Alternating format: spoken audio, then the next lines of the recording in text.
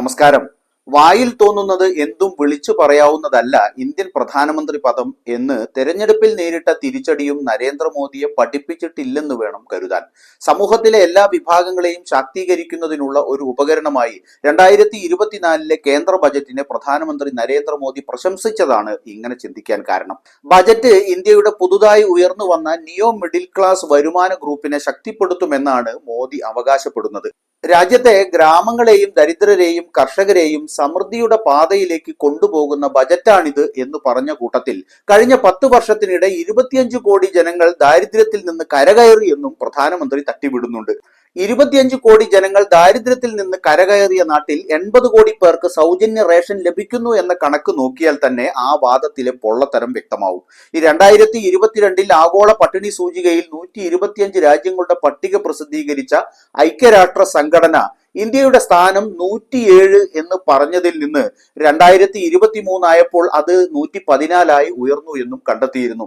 രാജ്യത്തെ 80 കോടി ജനങ്ങൾക്ക് സൗജന്യ റേഷൻ നൽകുന്ന പ്രധാനമന്ത്രി ഗരീബ് കല്യാൺ അന്ന യോജന അഭിമാന പദ്ധതിയായി ഉയർത്തിക്കാട്ടുന്ന അതേ നാവുകൊണ്ടാണ് 25 കോടി ആളുകളെ ദാരിദ്ര്യരേഖയ്ക്ക് മുകളിലാക്കി എന്ന വിരോധാഭാസം നരേന്ദ്രമോദി വിളമ്പുന്നതെന്ന കാര്യം പ്രത്യേകം ശ്രദ്ധിക്കണം. ഇതാദ്യമായല്ല പ്രധാനമന്ത്രി നരേന്ദ്രമോദി തന്റെ പ്രസംഗത്തിൽ നവമധ്യവർഗം എന്ന പ്രയോഗം നടത്തുന്നത്.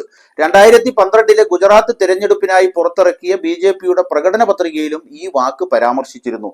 ഗുജറാത്തിലെ താഴ്ന്ന ഇടത്തരം ജനങ്ങളെയാണ് ഈ പ്രയോഗം കൊണ്ട് അന്ന് ഉദ്ദേശിച്ചത്.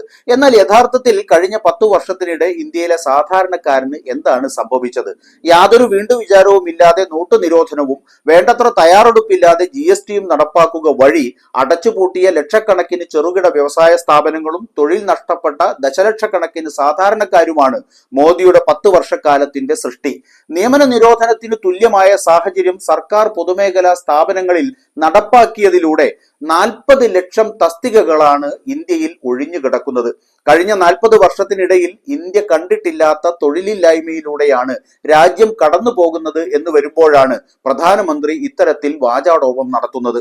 കേന്ദ്ര സ്റ്റാറ്റിസ്റ്റിക്സ് ഡിപ്പാർട്ട്മെന്റ് വർഷം തോറും പുറത്തുവിടുന്ന ഡാറ്റ പോലും തടഞ്ഞുവെച്ച മോദി ഗവൺമെന്റ് ഏത് ഡാറ്റയുടെ അടിസ്ഥാനത്തിലാണ് ഇത്തരമൊരു അവകാശവാദം ഉന്നയിക്കുന്നത് എന്ന ചോദ്യം പ്രസക്തമാണ്. 2021 നടക്കേണ്ട കാനേഷുമാരി പോലും 2024 എത്തിയിട്ടും നടത്താൻ പണം വകയിരുത്താത്ത ഒരു ബജറ്റിനെ കുറിച്ചാണ് നരേന്ദ്രമോദി ഇത്തരത്തിൽ ഗീർവാണം നടത്തുന്നതെന്ന് ഓർക്കണം. വിശ്വാസയോഗ്യമായ എല്ലാ ഏജൻസികളും നാടിന്റെ തകർച്ച അടയാളപ്പെടുത്തുന്ന റിപ്പോർട്ടുകൾ പുറത്തുവിട്ട പശ്ചാത്തലത്തിൽ അതിനെ തള്ളിക്കളയുകയോ കളിയാക്കുകയോ ചെയ്യുകയല്ലാതെ യുക്തിസഹമായി പ്രതിരോധിക്കാൻ പോലുമാവാത്ത ഒരു ധനമന്ത്രി അവതരിപ്പിച്ച ദീർഘവീക്ഷണമില്ലാത്ത ഒരു ബജറ്റിനെ പോലും ഇപ്രകാരം എടുത്തുയർത്തി കാണിക്കേണ്ടി വരുന്നത് യഥാർത്ഥത്തിൽ പ്രധാനമന്ത്രിയുടെ ഗതികേടിനെയാണ് അടയാളപ്പെടുത്തുന്നത്.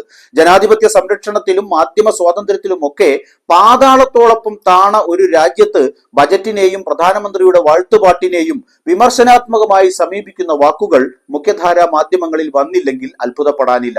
എന്നാൽ നമുക്ക് അത് പറയാതിരിക്കാനാവില്ല. ഇങ്ങനെ പറയുന്നത് പോലും കുറഞ്ഞു വരുന്ന ഇക്കാലത്ത് പ്രത്യേകിച്ചും.